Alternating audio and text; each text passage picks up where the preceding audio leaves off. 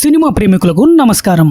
ఒక జడ్జి తన జీవితంలో చేసిన తప్పులన్నీ తెలుసుకుని చనిపోయిన తర్వాత మళ్ళీ 10 సంవత్సరాలు వెనక్కి వెళ్లే అవకాశం వస్తే ఈసారి అదే తప్పులు మళ్ళీ చేయకుండా తను మోసం చేసిన వాళ్ళ మీద రివెంజ్ తీర్చుకోవడంతో పాటు తాను గతంలో తప్పుగా ఇచ్చిన తీర్పులను కూడా మార్చాలని ప్రయత్నిస్తే ఇలాంటి ఒక ఇంట్రెస్టింగ్ కాన్సెప్ట్ తో వచ్చిన కొరియన్ వెబ్ సిరీసే ది జడ్జ్ రిటర్న్స్. ఇందులో ప్రధాన పాత్రలో జీసంగ్ నటించారు. ఈ సిరీస్ లో legal drama, crime, mystery, revenge, fantasy, time reset ఇలా చాలా ఎలిమెంట్స్ ఉన్నాయి. మొత్తం ఇందులో 14 ఎపిసోడ్లు ఉంటాయి. మీకు టైం ఉండి ఈ ఎపిసోడ్లన్నీ చూడాలనే ఓపిక ఉంటే మాత్రం ట్రై చేయండి. ఈ 14 ఎపిసోడ్లు ఒక్కో ఎపిసోడ్ దాదాపు గంట నుండి గంట 10 నిమిషాల వరకు ఉంటుంది. అసలు ఈ సిరీస్ ఎలా ఉంది, కాన్సెప్ట్ ఎంత వరకు వర్క్ అయింది మన రివ్యూలో చూద్దాం. ముందుగా ఈ సిరీస్ గురించి నా ఒపీనియన్ చెప్పాలంటే ద జడ్జ్ రిటర్న్స్ ఒక మంచి revenge plus court room drama. అయితే ఇది మొదటి ఎపిసోడ్ నుంచే అదిరిపోయేలా ఉండదు. స్టార్టింగ్ లో కథలో క్యారెక్టర్స్ ఎక్కువ ఇంట్రొడ్యూస్ చేయడం, గతం, వర్తమానం మధ్యలో కొన్ని సీన్స్ చూపించడం వల్ల కొంచెం కన్ఫ్యూజ్ గా అనిపిస్తుంది. కానీ కథలోకి మనం పూర్తిగా వెళ్ళిన తర్వాత మాత్రం ఈ సిరీస్ ఇంట్రెస్టింగ్ గా మారుతుంది. ముఖ్యంగా హీరోకి సెకండ్ ఛాన్స్ వచ్చిన తర్వాత కథ ఊపందుకుంటుంది. ఇంతకు ముందు తన స్వార్థం కోసం తప్పులు చేసిన ఒక జడ్జ్ ఇప్పుడు అదే నాలెడ్జ్ ఉపయోగించి కరప్ట్ సిస్టమ్ ని ఎదుర్కోవడం చాలా ఇంట్రెస్టింగ్ గా అనిపిస్తుంది. ఇక్కడ జీసంగ్ పర్ఫార్మెన్స్ గురించి ప్రత్యేకంగా చెప్పాలి. ఆయన క్యారెక్టర్ లో 2 డిఫరెంట్ షేడ్స్ ని చాలా బాగా చూపించారు. ఒకవైపు తన పొజిషన్ ని ఉపయోగించుకునే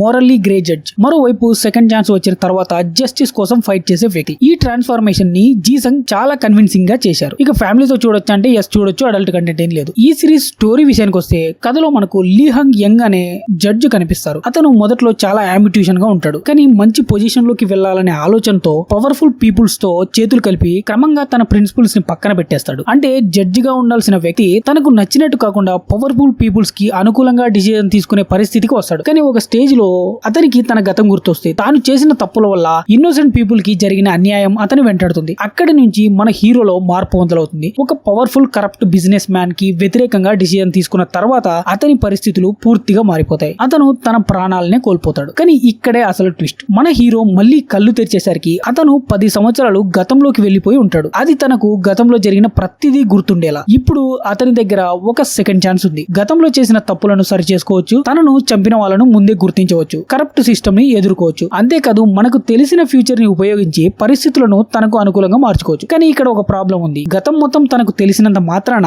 ప్రతి ఒక్కరి డిసిజన్ ని కంట్రోల్ చేయడం అంత ఈజీ కాదు. అక్కడి నుంచి మొదలవుతుంది జస్టిస్ వర్సెస్ కరప్షన్ గేమ్. ఈ జర్నీలో మన హీరో కొంతమంది ట్రస్ట్ వర్తి పీపుల్ కి సపోర్ట్ గా నిలుస్తాడు. ముఖ్యంగా ప్రాసిక్యూటర్ కిమ్ జిన్ క్యారెక్టర్ కూడా స్టోరీకి మంచి స్ట్రెంగ్త్ ఇస్తుంది. మరోవైపు కాంగ్ అనే పవర్ఫుల్ జడ్జ్ ఈ కథలో ప్రధాన యాంటాగనిస్ట్ గా నిలుస్తాడు. మన హీరోకి అతనితో జరిగే కాన్ఫ్లిక్ట్ ఈ సిరీస్ కి మేజర్ అట్రాక్షన్. ఇక ఈ సిరీస్ యొక్క ప్లస్ అండ్ మైనస్ పాయింట్స్ గురించి మాట్లాడితే ముందుగా ప్లస్ పాయింట్స్. జీసంగ్ పర్ఫార్మెన్స్ సిరీస్ కి బిగ్గెస్ట్ ప్లస్ పాయింట్ ఇదే. జీసంగ్ క్యారెక్టర్ లో వచ్చే ట్రాన్స్ఫార్మేషన్ ని చాలా కన్విన్సింగ్ గా చేశాడు. సీరియస్ సీన్స్ లో ఆయన స్క్రీన్ ప్రెజెన్స్ బాగుంటుంది. Second chance concept, time travel లేదా సెకండ్ ఛాన్స్ కాన్సెప్ట్ కొత్తగా కాకపోయినా దాన్ని కోర్ట్ రూమ్ ప్లస్ రివెంజ్ డ్రామాతో మిక్స్ చేయడం ఇంట్రెస్టింగ్ గా ఉంటుంది. రివెంజ్ ట్రాక్, హీరోకి ఫ్యూచర్ లో ఏం జరుగుతుందో ముందే తెలుసు. అందుకే తన ఎనిమీస్ ని ఒక్కొక్కరిని ఎలా ఎదుర్కొంటాడో చూడడం ఎంగేజింగ్ గా ఉంటుంది. 4వది courtroom plus justice elements. Judicial systems లో ఉన్న కరప్షన్, పవర్ గేమ్, ఇన్ఫ్లుయెన్స్ వంటి విషయాలను స్టోరీలో బాగా ఉపయోగించారు. ప్రతి కేసు వెనక హీరోకి ఒక బిగ్ పర్పస్ ఉండటం కూడా ఇంట్రెస్టింగ్ గా కనిపిస్తుంది. ఇక ఈ సిరీస్ యొక్క మైనస్ పాయింట్,